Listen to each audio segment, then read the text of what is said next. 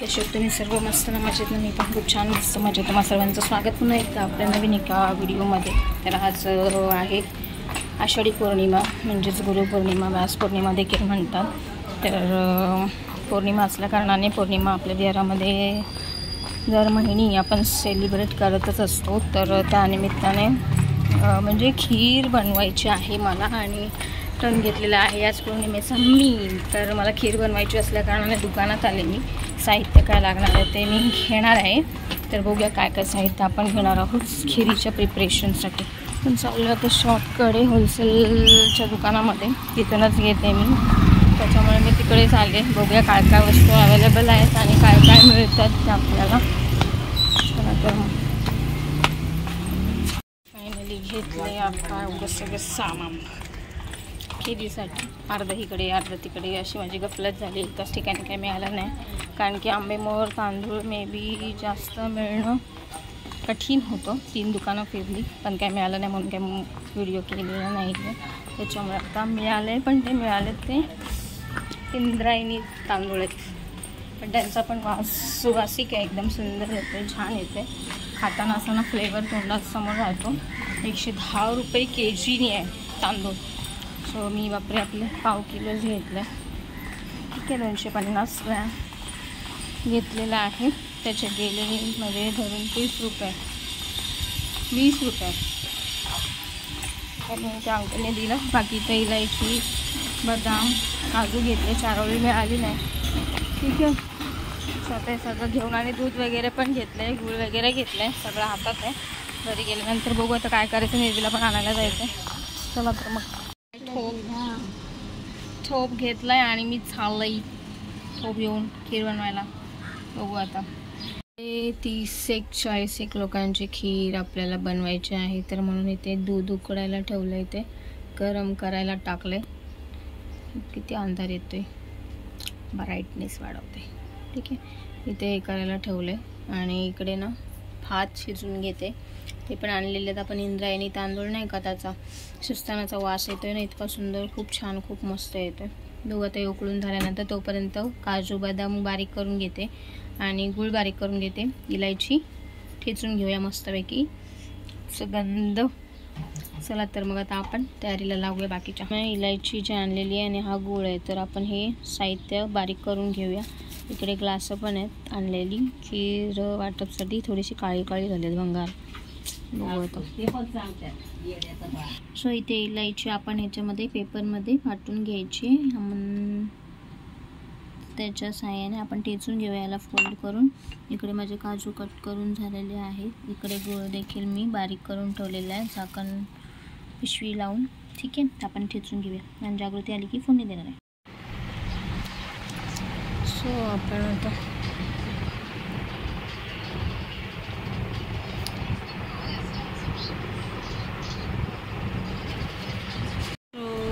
Finally आपली तयारी झालेली आहे, आता निघतोय आणि मस्त पावडर बिवडर मला नाही आवडत, मी पावडर बिवडर काय लावत नसते।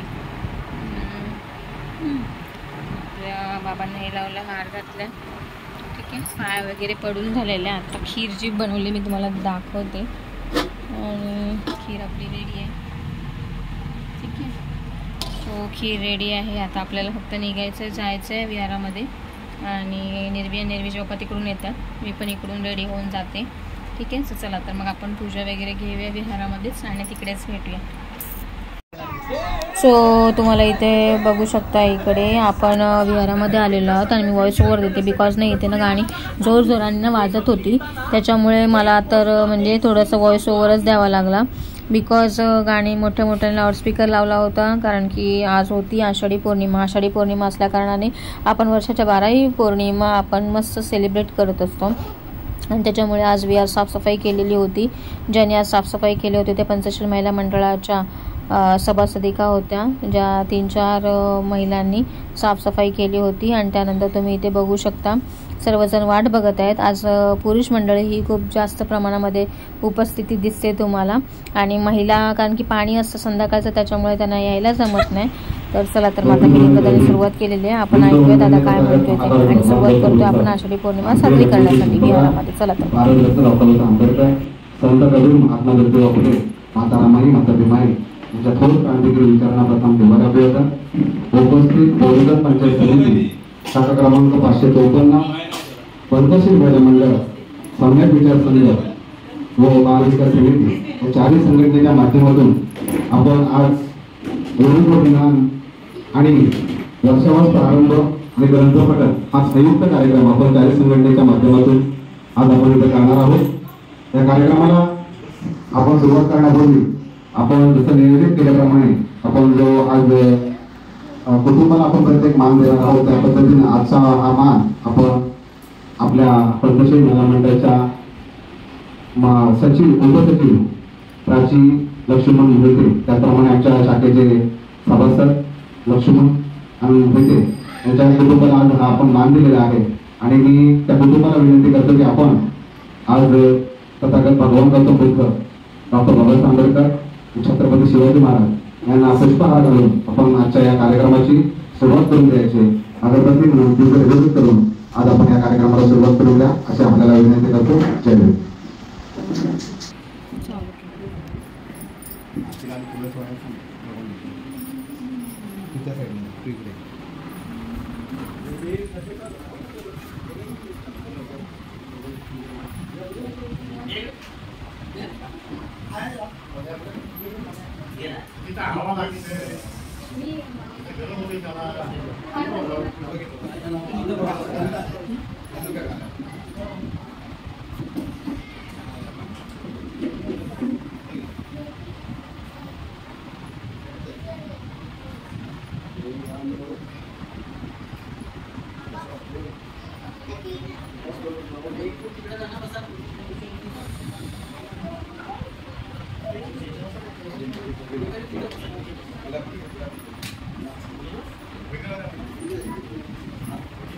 इकडे बघा।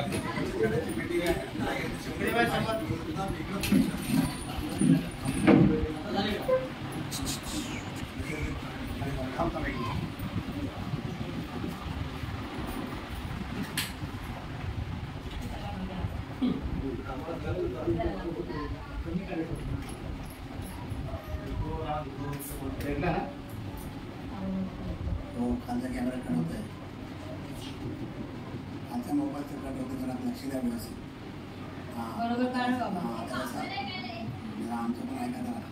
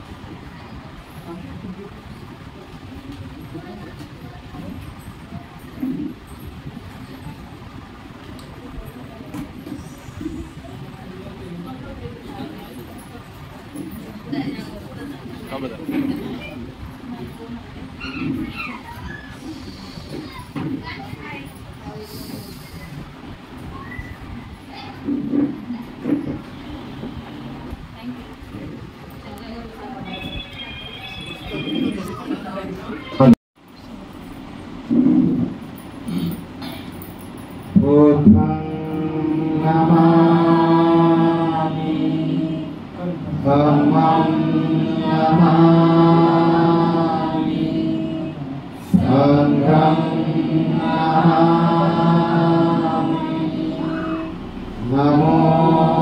तस्सा भगवतो अरहतो सम्मा सम्बुद्धस्सा नमो तस्सा भगवतो अरहतो सम्मा सम्बुद्धस्सा नमो तस्सा भगवतो अरहतो सम्मा सम्बुद्धस्सा बुद्धं शरणं गच्छामि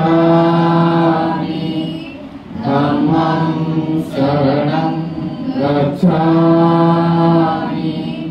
संघं शरणं गच्छामि बुद्धियम्पि बुद्धं शरणं गच्छामि बुद्धियम्पि धम्मं शरणं गच्छामि बुद्धियम्पि संघं शरणं गच्छामि तृतीयम्पि बुद्धं शरणं गच्छामि तृतीयम्पि धम्मं शरणं गच्छामि तृतीयम्पि संघं शरणं गच्छामि पाणातिपाता वेरमणि सिक्खापदं समादियामि अभिन्नदाना वेरमणि सिक्खापदं समादियामि कामेषु मिथ्याचारा वेरमणि सिक्खापदं समादियामि मुसावादा वेरमणि सिक्खापदं समादियामि सुरामेरयमजपमादठाना वेरमणि सिक्खापदं समादियामि साधु साधु साधु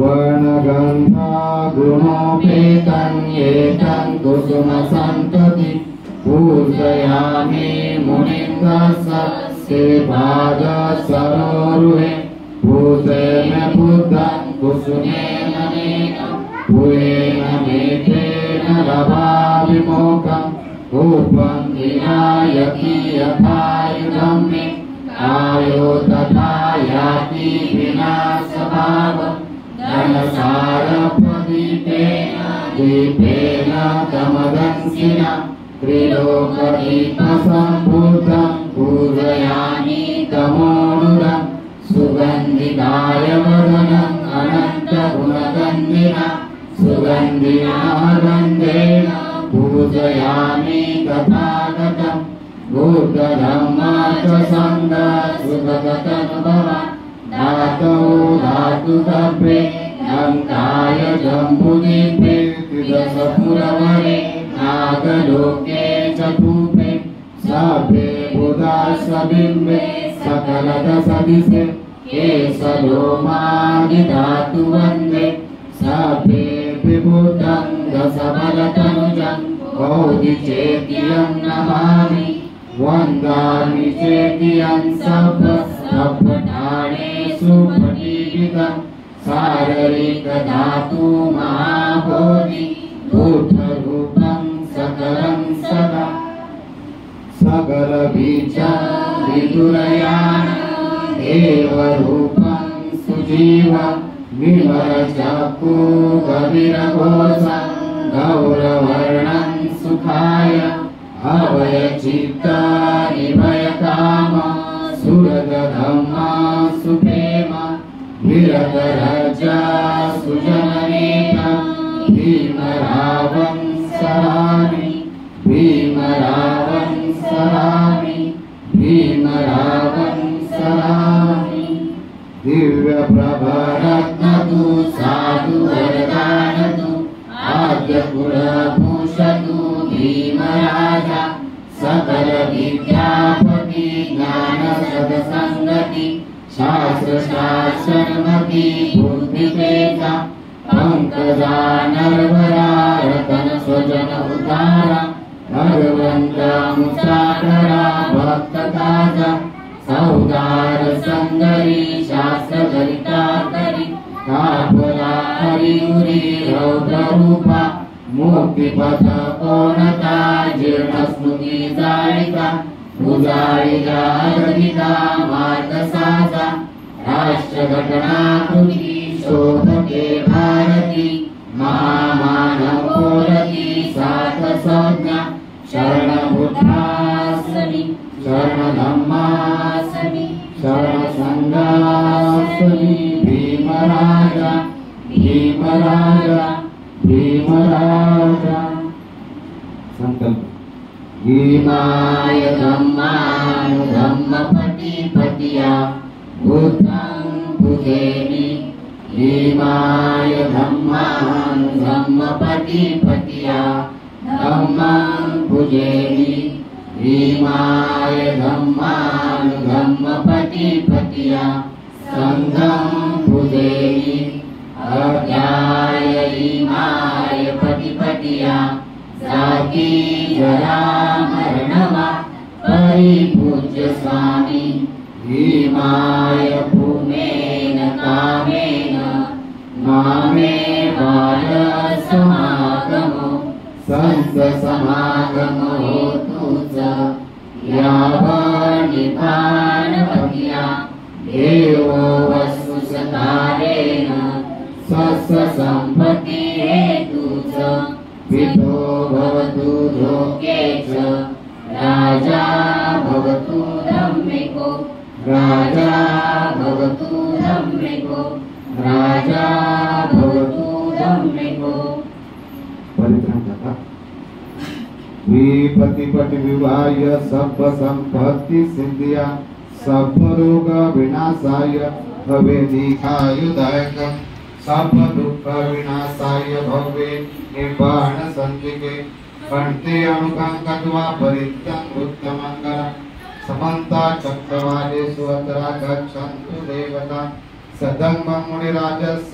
सनन्तु स्वर्गमोक्षदं धम्म समन कालो कैवदं आणि बरोबर 8 वाजता ग्रंथपठणाला सुरुवात होईल आणि त्यानंतर 9 वाजेपर्यंत तुमच्या मुलीने तुमची गुरुद्वारामध्ये गुरुवारी अध्यात्मिक कमिटी गाव पाटील चोपड संसदेत बांधकाम विकास या काही संघटनेचा जिल्हा आणि गुरुपौर्णिमा आणि आपल्या वर्षा वासुदा कार्यक्रमाला सुरुवात होणार आहे आणि येत्या सोमवार आणि गुरुवार या 2 दिवशी आपल्याला या ठिकाणी ग्रंथपठण करायचं आहे. त्या वेळ संध्याकाळी 7 वाजता असेल 7:30 सुरुवात आहे आणि 7:30 वाजता आलं तर पूजा पाठ फक्त 8 वाजता आपल्या ग्रंथपठणाला सुरुवात होणार.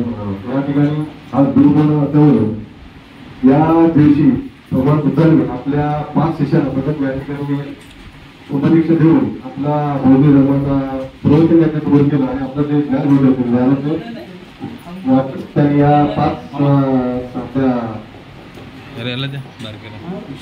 शिक्षा दिल्या आणि आपल्या बौद्ध धर्माला आणि जेव्हापासून या गुरुप्रवाहाला सुरुवात झाली या त्या 5 जे प्रथम हे होते ते एक संबंध कौंडिन्य वस्तू प्रतीय अजीब आणि मान असे 5 लोकांना भगवंतांनी आपल्याला त्यांना प्रोत्साहन दिलं आणि त्या दिवसापासून या गुरुपौर्णिमेला सुरुवात झाली आहे. मी अधिकारी बोलता आपल्या सर्वांना या गुरुपौर्णिमेनिमित्त सर्वांना अधिकाऱ्यांच्या शुभेच्छा देतो आणि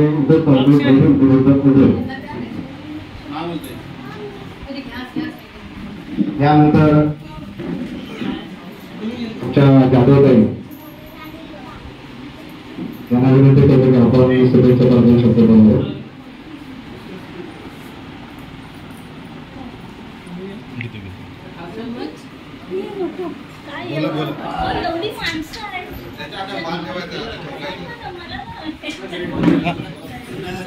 जातो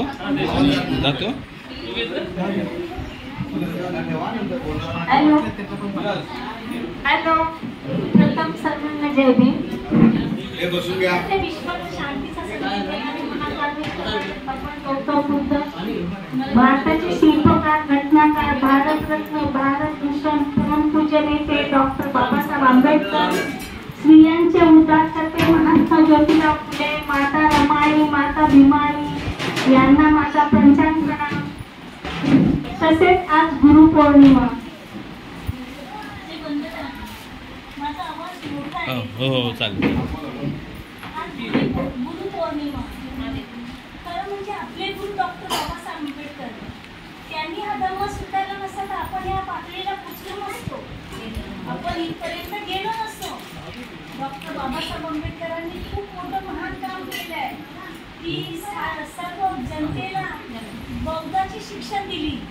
बौद्ध धर्म म्हणजे एक असा धर्म आहे की ज्याने मनुष्याला माणसासोबत कसं वागायचं हे शिकवतोय, समतेने राहायचं शिकवतोय, बंधुतेने राहायचं शिकवतोय. असा हा धर्म आपल्याला डॉक्टर बाबासाहेब आंबेडकरांनी दिला आणि त्यांना माझा प्रश्न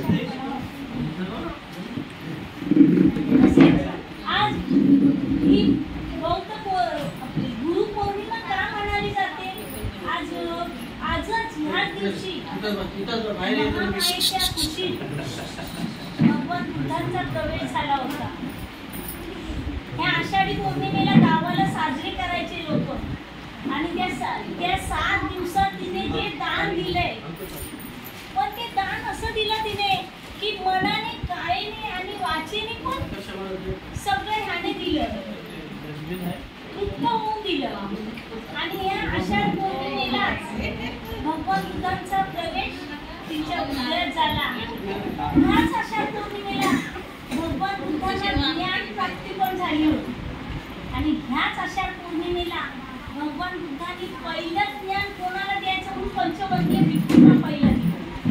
ते पंचवर्गीयांना भिक्खूंना देतानाच कोणीय म्हणून शिष्य होता, तो अनागामी अनासक्त झाला होता ह्याच दिवशी.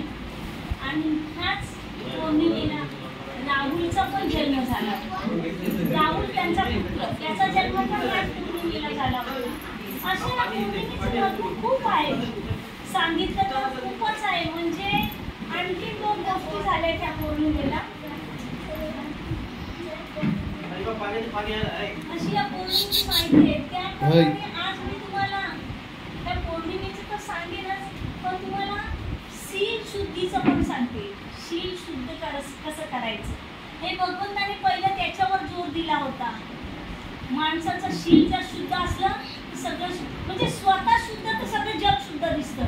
मीच जर आतमध्ये असे डोके मोडून, डोळे मोडून तुमच्याकडे बघितलं तर तुम्ही पण काय म्हणाल, काय बाई आहे असे डोळे मोडून बघते. पण माझं शील चांगलं पाहिजे. मग शील शुद्धीचा अर्थ असाच. भगवंताने आता गुरुपौर्णिमेचं तर मी तुम्हाला सांगते, भगवंताने ह्या पौर्णिमेला शील शुद्धीचं हे म्हणजे महत्व म्हणजे आपल्या गाठीमध्ये आहे बघा, चिंचा नावाची बाई, गाथा आहे ना, चिंचा आहे. हा, ते त्या चिंचा नावाच्या बाईने पोटावर हे बांधलं होतं, पण भगवंताचं शील शुद्ध होतं त्यामुळे ते आपोआप पडलं. असं पडतं का? मी जर इथे गच्च बांधून उभी राहिले तर ते कसं पडेल? पण वायुदेव, इंद्रदेव धावून आले, म्हणजे असं म्हणतात धावून आले. वारा खूप सुटला आणि वाऱ्याने गाठ सुटली आणि ती फळी तिच्या पायात पडली. त्यावेळेला त्या तिथे राजा बिंबिसार बसला होता, प्रसेनजीत बसला होता, त्याचे म्हणजे राजाचे जे अधिकारी असतात ते सगळे बसले होते. आणि एवढ्यांमध्ये तिची फळी पडली, म्हणजे केवढी ती शर्मिंदा झाली. ती बोलताना कशी बोलली होती आपण त्या गाठीत तर ऐकलंय, पण असा ग्रंथ पण वाचतो त्याच्यामध्ये पण आहे. तसंच त्यांची शील शुद्धी होती म्हणून ते वाचले गेलं. त्याचप्रमाणे त्यांच्या जीवनात आणखीन एक गोष्ट घडली. हा जो अंगुलीमाल, हा रानात जाताना लोक त्यांना भगवान बुद्धांना आडवी आली की जाऊ नका, तुम्हाला मारतील ते, तो मनुष्य चांगला नाही आणि तुम्ही आम्हाला हवे. भगवान बुद्ध म्हणतात ठीक आहे, काय हरकत नाही, मी बघून येतो. आणि ते गेले. अंगुलीमाल त्यांच्या पाठीवर धावत होता तलवार घेऊन, पण काय झालं नाही. का तर माणसं असं शील शुद्ध असलं ना आपलं तर काही होत नाही. अजून एक त्यांच्या ह्याच्यात गोष्ट घडली आहे. हे आहे बघा, मारा तिरेक हा, त्याच्यामध्ये माराने पण त्यांना हे केलेलं आहे. हे श्रवण आत ये, हे श्रवण बाहेर जा. असं जर तुम्हाला मी आत ये बाहेर जा बोल, आपण सुलक्षच्या गोष्टीत रागात राहतोय आपल्या आपल्यामध्येच. तिने मला नाही सांगितलं, तिला सांगितलं, बस मला राग आला. मग त्या रागाने मी तिच्याकडे वाईटाने बघते. मग ह्यांना तर आत ये बाहेर जा, आत ये बाहेर जा असं किती वेळा बोललाय, तरी पण ते मान्य करतात आणि बसून राहतात. म्हणजे एवढ्या अडथळे सहन करण्याची शक्ती त्या शिलामुळे येते. म्हणून माणसाचे शील हे शुद्ध पाहिजे. एवढे बोलून मी इथेच थांबते. मला खूप येते, मी वाचून सांगू का थोडं मोबाईल मधलं? हा बरं ठीक आहे, चला एवढे बोलून मी इथेच थांबते. अशा पौर्णिमेच्या तुम्हा सर्वांना माझ्याकडून हाती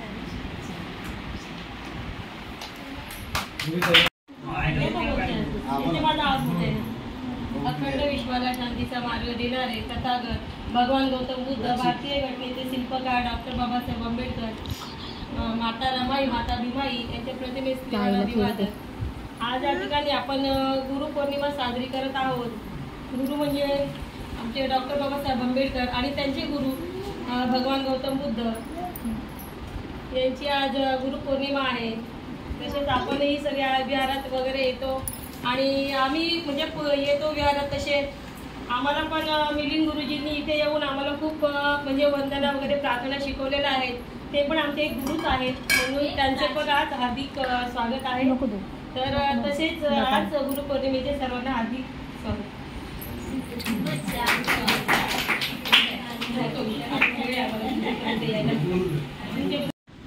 बौद्धजन पंचायत समिती शाखा क्रमांक 554 अंतर्गत पंचशील महिला मंडळ, सम्यक विचार संघ आणि बाल विकास समिती या 40 संघटनेला इथे मी सन्मानित करते. आज आपण सर्वजण इथे जमले आहोत. तर आजची आपली आषाढी पौर्णिमा. तर आषाढी पौर्णिमेच्या तुम्हाला सर्वांना मी 40 संघटनेच्या वतीने हार्दिक हार्दिक शुभेच्छा देते, मंगलमय शुभेच्छा देते. त्याचप्रमाणे आजची गुरुपौर्णिमा आपण का सेलिब्रेट करतो किंवा का साजरी करतो, तर सर्वांनी आता जे सगळे माझ्यापेक्षा अनुभवाने असलेले सर्वांनी सांगितलेलंच आहे की आजची पौर्णिमा आपण का साजरी करतो. आणि वर्षाचे 12ही पौर्णिमा आपल्या जीवनामध्ये अत्यंत खूप चांगल्या ह्याच्याने करतो, कारण की त्या कराव्याच लागतात. त्यांच्यामध्ये काय ना काहीतरी तथागत भगवान गौतम बुद्ध यांच्या जीवनावर आधारित असं सुख दुःखाच्या सगळ्या गोष्टी इथे घडलेल्या आहेत.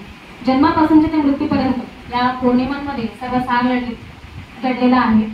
आणि आजची पौर्णिमा ही ज्ञानप्राप्ती झाल्यानंतर, तथागतांना ज्ञानप्राप्ती झाल्यानंतर त्यांनी जे ज्ञान देण्यासाठी सारनाथ येथे वाराणसी या ठिकाणी 5 भिक्षू जे होते, तर कोंडीय, भक्तीय, बप्प,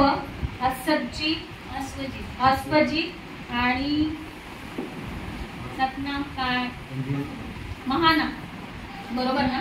हा, तर ह्या 5 भिक्षूंना, भिक्षूंना ज्ञान दिलं होतं. तोच आजचा दिवस हा आषाढी पौर्णिमा म्हणजे गुरुपौर्णिमा म्हणून साजरी करतो. तर एवढंच करून मी इथेच थांबते.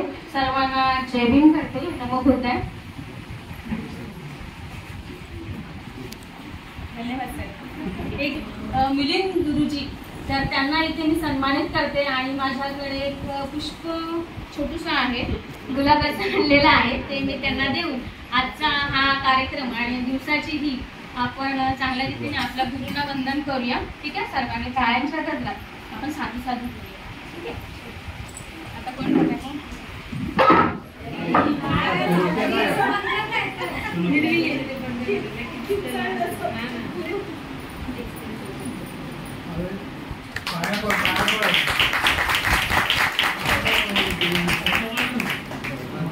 Very good.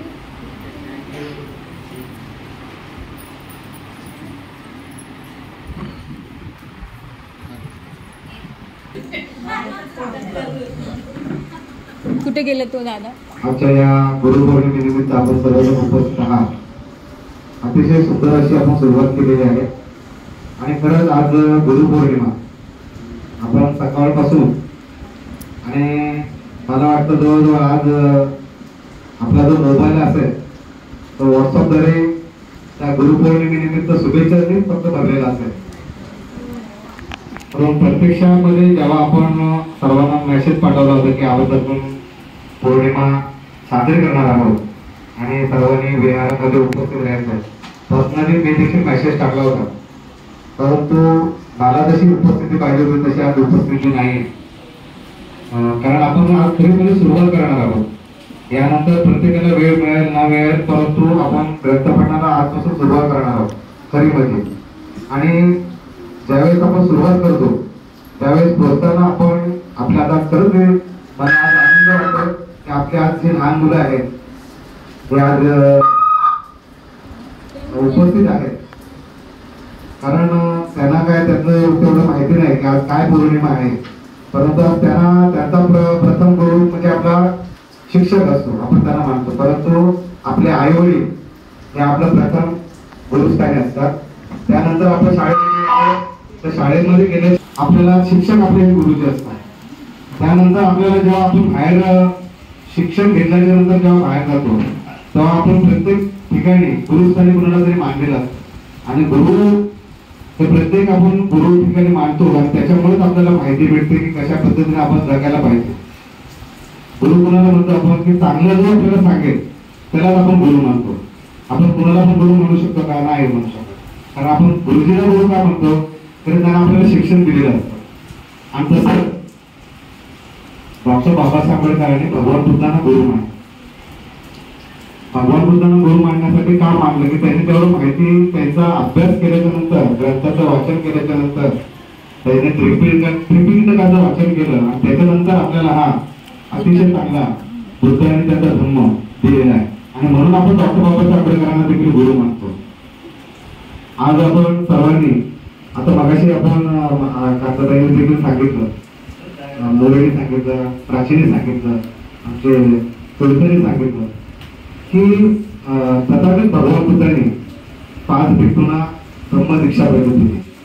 म्हणजे ग्रंथ आपल्याला त्याची ब्रह्मदक्षिणा दिली.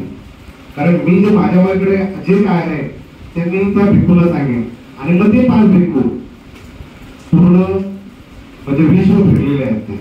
आणि त्याच्यानंतर मग धम्माचा प्रसार झाला. धम्माचा प्रसार असा भगवान बुद्धांनी एकट्याने केला नसता.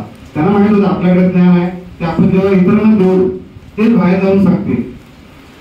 आणि म्हणून भगवान बुद्धांनी त्या 5 भिक्खूंची निवड केली. आणि त्याच 5 भिक्खूंनी प्रत्येक ठिकाणी जाऊन प्रत्येक ठिकाणी धम्म आपलं जे धम्मचक्र प्रवर्तन आपण म्हणतो तर त्यावेळेस सुरुवातीला झालेलं आहे. आणि त्यावेळेस भगवान बुद्धांनी तशा पद्धतीने नियोजन केलेलं आहे. आणि मग त्यानंतर डॉक्टर बाबासाहेब आंबेडकरांनी देखील त्याचा विचार केला की आपण देखील हा भगवान बुद्धांचा धर्म आपण इतर लोकांना द्यावा. आणि म्हणून त्यांनी मग नंतर चंद्रमणी एक मोठी एक म्हणजे जागतिक अशी धम्म परिषद भरवली. आणि त्याच्यानंतर मग त्यांनी डॉक्टर बाबासाहेब आंबेडकरांनी धम्माची घोषणा केली. मग तो आपल्याला इतरांना तो धम्म दिलेला. म्हणजे भगवान बुद्धांच्या अगोदरपासून बुद्ध होऊन गेलेले आहेत. म्हणजे बुद्ध होण्यासाठी काय काय प्रयत्न आपण त्या ग्रंथामध्ये प्रत्येक ठिकाणी वाचणार आहोत. आणि खरंच म्हणून आम्ही काय म्हणतो की बाबा ज्यावेळेस ग्रंथपठण होतं ना त्यावेळेस आपण इतर वेळेस जरी बसलो आपल्या मनामध्ये आपल्या बुद्धीमध्ये त्याची भर हो न हो तर आपण ज्यावेळी इथे बसतो त्यावेळेस आपल्या कानावरनं जरी ते गेलं तरी आपण तिथं म्हणजे आपण तसं म्हणाल की पवित्र होतो. कारण भगवान बुद्धांनी सांगितलं की लास्टपर्यंत माझा आवाज सगळ्यांपर्यंत जाऊ शकत नव्हता. पण म्हणजे भगवान बुद्धांनी सांगितलं होतं की मी शेवटपर्यंत ज्ञान देऊ शकत नाही. परंतु मी एकाला जरी ज्ञान दिलं आणि एकाने जरी ते समजलं तरी तो म्हणजे इतरांना सांगू शकतो. आणि त्याच्यासाठी भगवान बुद्धांनी बराचसा प्रयत्न केला. आणि म्हणून आपण आपल्या या गुरुना सर्व गुरु मानतो आणि त्यांची आपण पूजा करतो, अर्चा करतो. कारण आपण त्याच्यासाठी आपल्याला ते आपण दैवत मानतो की तशा पद्धतीने त्यांनी तसं केलेलं आहे. म्हणून आपण त्यांना सर्वांना म्हणजे पहिली आवृत्ती जी आहे बुद्ध आणि त्यांचा धम्म तर सुरुवात करते मी. भारतीय पददलितांचे एकमेव नेते, आधुनिक युगातील बौद्ध धम्म प्रवर्तक, लोकशाही व समतेचे महान प्रणेते, व पीपल्स एज्युकेशन सोसायटीचे संस्थापक परमपूज्य डॉक्टर बाबासाहेब आंबेडकर यांचा अंतिम इंग्रजी ग्रंथ द बुद्ध अँड हिज धम्म, याचा मराठी अनुवाद बाबासाहेबांनी केलेल्या धम्मचक्र प्रवर्तनाच्या सुमारे 1 तपानंतर प्रसिद्ध करताना आम्हाला अत्यानंद होत आहे. बाबासाहेबांच्या या महान इंग्रजी ग्रंथातील विचाराची जाणीव महाराष्ट्रीय जनतेस व्हावी म्हणून या ग्रंथाचा मराठी अनुवाद पीपल्स एज्युकेशन सोसायटीच्या सिद्धार्थ प्रकाशनातर्फे प्रकाशित करण्याचे सोसायटीने गेल्या काही वर्षांपासून ठरवलेच होते. तो संकल्प आज पुरा होत आहे. याबद्दल समाधान वाटते की बुद्ध अँड हिज धम्म हा मूळ इंग्रजी ग्रंथ 1957 साली प्रसिद्ध केल्यावर त्या ग्रंथांची हिंदी आवृत्ती पीपल्स एज्युकेशन सोसायटीने 1961 मध्ये प्रसिद्ध केली आणि हिंदी आवृत्ती हिंदी भाषेतील सुप्रसिद्ध लेखक व विद्वान बौद्ध भिक्खू वेदांत आनंद कौशल्य यांनी तयार केली व ती अलाहाबाद येथील संमेलन प्रेस मध्ये छापून सोसायटीच्या सिद्धार्थ प्रकाशनातर्फे प्रसिद्ध करण्यात आली. इंग्रजी व हिंदी या दोन्ही आवृत्तीच्या प्रती संपल्या असून त्यासाठी सारखी मागणी होत आहे. या मागणीनुसार आम्ही इंग्रजी ग्रंथाची दुसरी आवृत्ती लवकरच प्रसिद्ध करणार आहोत. डॉक्टर बाबासाहेब आंबेडकरांनी नागपूर येथे अशोक विजयादशमीच्या शुभ मुहूर्तावर दिनांक 14 ऑक्टोबर 1956 रोजी भगवान बुद्धांच्या धम्माची जाहीररित्या दीक्षा घेतली व त्या ठिकाणी उपस्थित असलेल्या आपल्या सुमारे 5 लाख अनुयायांना या धम्माची दीक्षा दिली. त्या दिवसापासून व पुढे बाबासाहेबांच्या महानिर्वाणानंतरही महाराष्ट्रात बौद्ध धम्म दीक्षेचे अनेक समारंभ झाले व महाराष्ट्रातील बाबासाहेबांची अनुयायी असलेली अस्पृश्य जनता बुद्धानुयायी झाली आणि त्यामुळे बाबासाहेबांच्या इंग्रजी ग्रंथात कथन केलेले भगवान बुद्धांच्या धम्माचे ज्ञान लाभावे म्हणून सर्व महाराष्ट्रीय बौद्ध जन उत्कंठित झाले व त्यांनी या ग्रंथाचे मराठी भाषांतर प्रसिद्ध करण्याची जोरदार मागणी केली. दिनांक 28 व 29 नोव्हेंबर रोजी 1968 मुंबईत भरलेल्या अखिल भारतीय बौद्ध परिषद जाहीर केल्याप्रमाणे आज हा मराठी ग्रंथ प्रसिद्ध करण्यात आम्हाला यश लाभले आहे. मूळ इंग्रजी ग्रंथाचा हा मराठी अनुवाद औरंगाबाद येथील मिलिंद कला महाविद्यालयाचे विद्वान प्राचार्य मनोहर बी चिटणीस आणि मुंबईतील सिद्धार्थ महाविद्यालयाचे ग्रंथपाल व मराठीतील एक नामवंत साहित्यिक श्री शांश रेगे व पीपल्स एज्युकेशन सोसायटीचे कार्यवाह आणि दलित व बौद्ध समाजातील एक लेखक श्री कृ बी तथा घनश्याम तळवटकर या तिघांनी मोठ्या परिश्रमपूर्वक तयार केला आहे. वरील तीनही अनुवादक डॉक्टर बाबासाहेबांचे निकटवर्ती असून ते डॉक्टर बाबासाहेबांच्या विचारांचे निष्ठावंत अभ्यासक आहेत. बाबासाहेबांच्या अनेक इंग्रजी ग्रंथांच्या काही प्राचार्य चिटणीस यांनी जसे सहाय्य केले तसेच द बुद्ध अँड हिज धम्मा लिहिल्या जात असताना ते बाबासाहेबांच्या सानिध्य असताना त्यांच्या विचाराचा जवळून परिचय करून घेण्याचीही त्यांनी संधी लाभली आहे. श्री रेगे यांच्यावर उपरोक्त इंग्रजी ग्रंथ छापून घेण्याची व सर्व जबाबदारी बाबासाहेबांनी सोपवली होती आणि मुद्रित तपासणे व बाबासाहेबांच्या मार्गदर्शनाप्रमाणे मजकूर छापून घेणे इत्यादी कामे त्यांनीच केली. श्री तळवटकर तर विद्यार्थी दशेपासून बाबासाहेबांच्या विचाराचे एक जिज्ञासू अभ्यासक म्हणून बाबासाहेबांच्या सानिध्यात असल्यामुळे बाबासाहेबांच्या विचारांचे त्यांना आकलन आहे. वरील तीनही अनुवादक मराठी भाषेतील तज्ञ व्यक्ती असल्यामुळे त्यांनी तयार केलेला मराठी अनुवाद वाचकास निश्चित आवडेल अशी आमची खात्रीच आहे. सोपवलेली कामगिरी यशस्वीरित्या पार पाडल्याबद्दल या तिन्ही अनुवादकांस आम्ही धन्यवाद देतो आणि त्यांचे आभार देखील मानतो. ही मराठी आवृत्ती तयार होत असताना तिची मुद्रिती तपासण्याचे जिकिरीचे काम डॉक्टर बाबासाहेब आंबेडकरांचे एक जुने सहकारी बाबासाहेबांनी सुरू केलेल्या बहिष्कृत भारत, समता, जनता व प्रबुद्ध भारत या साप्ताहिकांचे व भारतीय बौद्ध महासभेच्या धर्मयान मासिकाचे माजी कार्यकारी संपादक श्री भार कद्रेकर यांनी पारच पाडले. याबद्दल त्यांचे व मुद्रण प्रत स्वच्छ अक्षरात लिहून दिल्याबद्दल सोसायटीचे एक सेवक श्री एम डी कदम यांचे आम्ही आभारीच आहोत. ग्रंथांच्या छपाईचे काम सुबक, व्यवस्थित व आकर्षकपणे करून दिल्याबद्दल पुणे येथील साधना प्रेसचे मॅनेजर श्री प्रभाकर सिद्ध व प्रेसचा कामगार वर्ग यांचे आम्ही आभार मानतो. आणि कुठे आहे त्यांचा ऍड्रेस आहे आनंद भवन, डॉक्टर दादाबाई नवरोजी. त्यानंतर आहे नागपूर बुद्धिस्ट सेंटर नागपूर आणि प्रशासकीय प्रचार आणि प्रसार आवृत्ती बुद्ध आणि त्यांचा धम्म नमो तस्स भगवतो अर्हतो सम्मा संबुद्धस. हे भगवान तथागत भगवान बुद्ध यांना त्रिवार नमस्कार. माणूस अनेक प्राण्यांपैकी एक प्राणी आहे आणि सिद्धार्थ गौतम एक सर्वसाधारण माणूस. शरीराने अपार कष्ट करून आपल्या प्रेमळ करुणामय वाणीने दुःखितांचे दुःख दूर करून अखिल मानवाला समता शिकविणारा गौतम आपल्या कर्तृत्वाने सर्वश्रेष्ठ माणूस असा बुद्ध म्हटला. पूर्वी पंत होते, धर्म नव्हता. जगाला सर्वप्रथम धर्म दिला. श्रमण बुद्धांनी पाली बोलीत धम्म म्हणतात. आणि 2500 वर्षानंतर नागपूर येथे गुरु महास्तरीय चंद्रमणीकडून स्वतःच्या बुद्धांच्या धम्माची दीक्षा घेऊन परमपूज्य बाबासाहेबांनी 6.25 लाख लोकांना दीक्षा दिली. आणि 14 ऑक्टोबर 1956 रोजी भीमराव रामजी आंबेडकर यांना सुवर्ण हिंदू अस्पृश्यांचा नेता म्हणतात. बाबासाहेब हिंदूंचे एकमेव सर्वश्रेष्ठ नेते होते. त्यांनी भारताला घटना दिली. त्यावेळी जातपातीवर आधारलेल्या चातुर्वर्णीय समजुतींनी भारत देश एक राष्ट्र नव्हता, तर 400 जातींचा 4000 राष्ट्रांचा मिळून एक संघराज्य देश होता. चाकावरून काढलेले मातीचे मडके उपयोगी नसते, तर त्याला पकवावे लागते. त्याचप्रमाणे देशाला एक राष्ट्र बनवण्यासाठी बुद्धी सम्राट बाबांनी कायद्यांची आखणी केली होती. घटना त्यातलं 1, 2 म्हणजे हिंदू कोड बिल 1 टप्पा, 3 म्हणजे अखिल भारतीय नागरिक कायदा आणि 4 म्हणजे संस्कृती लागवड करणारा धम्म.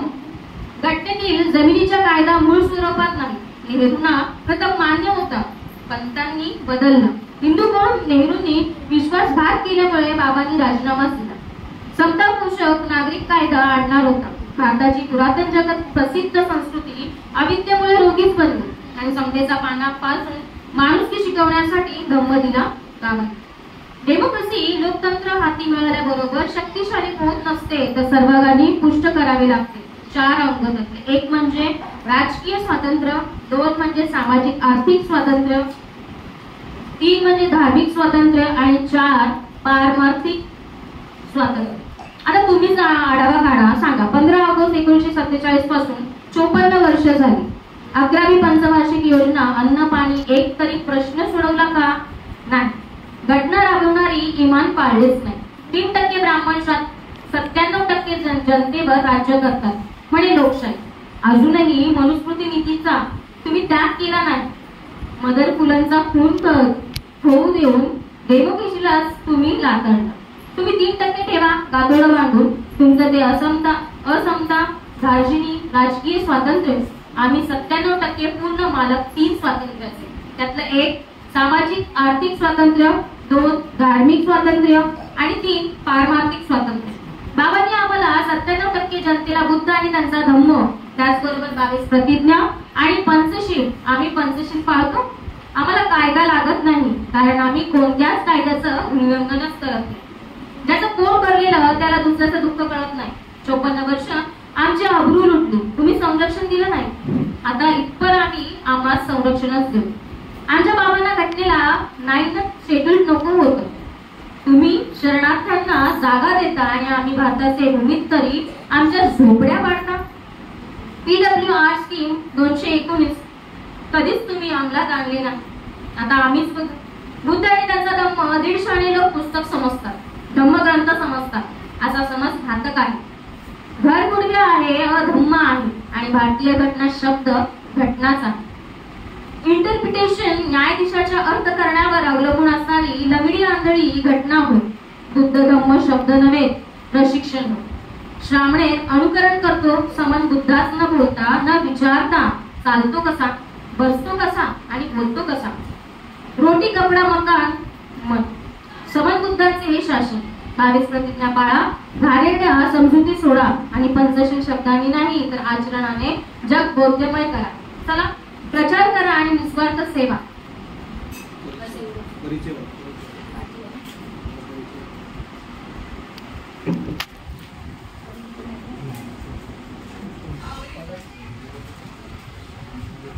माईक याच्यावर ठेव ना इथे. माईक तिथे नाही आवडत.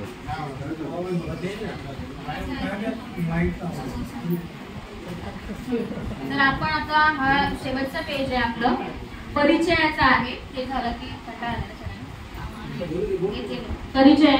भारतीय जनतेच्या काही वर्गात बौद्ध धर्माबद्दल आस्था वाढत असल्याची लक्षणे दृष्टोत्पत्तीस येतच आहे. त्याचबरोबरच स्वाभाविकपणे भगवान बुद्धांचे जीवन व शिकवण यांच्या सुलभ आणि स्पष्ट निवेदनाबद्दलही मागणी वाढतच आहे. भगवान बुद्धांचे जीवन आणि शिकवण सुसंगतपणे व संपूर्णतः सादर करणे हे जो बौद्ध नाही त्याला साध्य होणे कठीणच आहे. निकायांवर अवलंबून राहून बुद्धांची जीवनकथा सुसंगतपणे सादर करण्याचा जेव्हा आपण प्रयत्न करतो तेव्हा ती किती कठीण आहे ही गोष्ट प्रत्ययास येते. त्याहूनही त्यांच्या शिकवणीचा काही भाग सादर करणे आर्थिक अडचणीचे आहे असेच आढळते. जगात जेवढे धर्म संस्थापक होऊन गेलेत ना त्यात बौद्ध धर्माच्या संस्थापकाचे जीवन व शिकवण सादर करण्याची अडचण निर्माण होते ती गोंधळून टाकणारी नसली तरी पुष्कळ अवघड आहे असे म्हणणे अतिशयोक्त ठरणार नाही.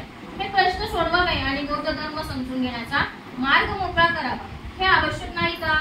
जे बौद्ध धर्मीय आहेत त्यांनी निदान साधारण चर्चेसाठी तरी हे प्रश्न मांडावे आणि त्यावर त्यांना जितका प्रकाश टाकता येईल तेवढा टाकावा. यासाठी अजून योग्य वेळ आली नाही का? तर या प्रश्नांवर चर्चा व्हावी म्हणून ते इथे उद्भूत करण्याचे मी योजित आहे.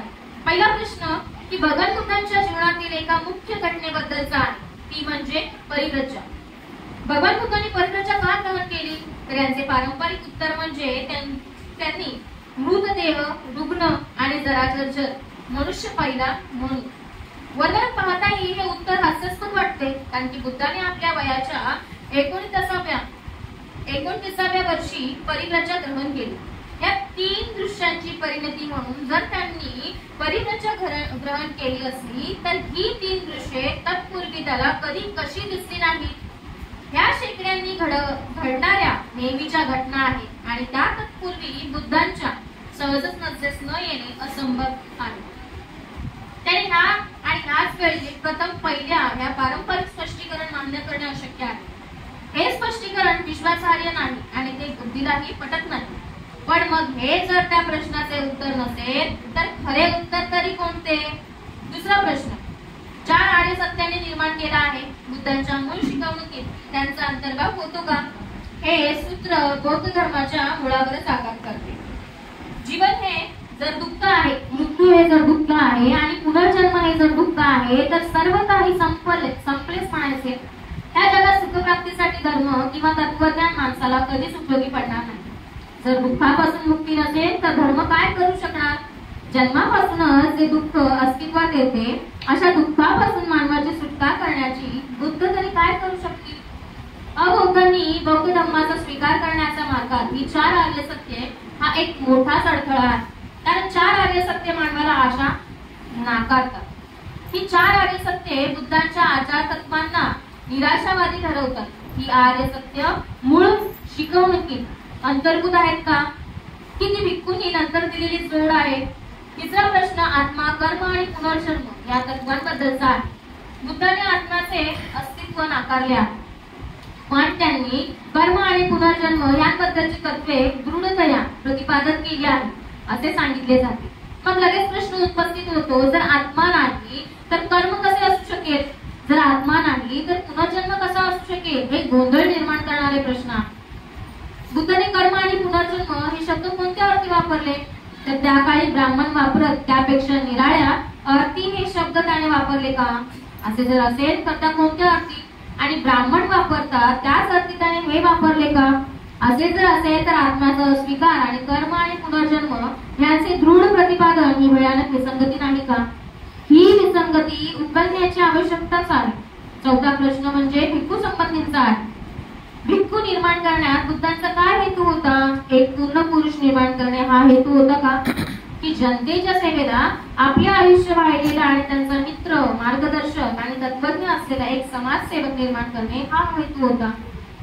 हा एक अगदी महत्वाचा प्रश्न आहे की त्यावर बौद्ध धर्माचे भवितव्य अवलंबून आहे. आणि जर भिक्खू हा केवळ पूर्ण पुरुष असेल तर बौद्ध धर्माच्या प्रसाराला तो उपयोगी होत नाही. कारण जरी तो पूर्ण पुरुष असला तरी तो स्वार्थी पुरुष आहे. उलट पक्षी जर समाजसेवक असला तर तो बौद्ध धर्मास तो आशाजनक होऊ शकेल. आणि ह्या प्रश्नाचा निर्णय तात्विक सुसंगतीच्या हितापेक्षा बौद्ध धर्माच्या भवितव्याच्या हिताच्या दृष्टीने केला पाहिजे. मला आशा वाटते की माझे प्रश्न वाचकात चेतना निर्माण करतील आणि त्यांची उकल करण्यासाठी हातभार लावण्यास हा प्रवृत्त करतील. ही चेतना सो अशा प्रकारे आषाढी पौर्णिमा त्याचप्रमाणे गुरुपौर्णिमेचा कार्यक्रम आपल्या विहारामध्ये इथे संपन्न झालेला आहे. खिरीचा डबा पण खाली झालेला आहे आणि सगळं श्रेय जातं जागृतीला, जिने खीर बनवलेली आहे. सो नेक्स्ट टाइम देखील तिलाच. ठीक आहे. अगं ये माझ्या आई, तुझ्या शाळेतली तुझ्या लग्नातली साडी घातलीस? ओके, पप्पांच्या टायमाला.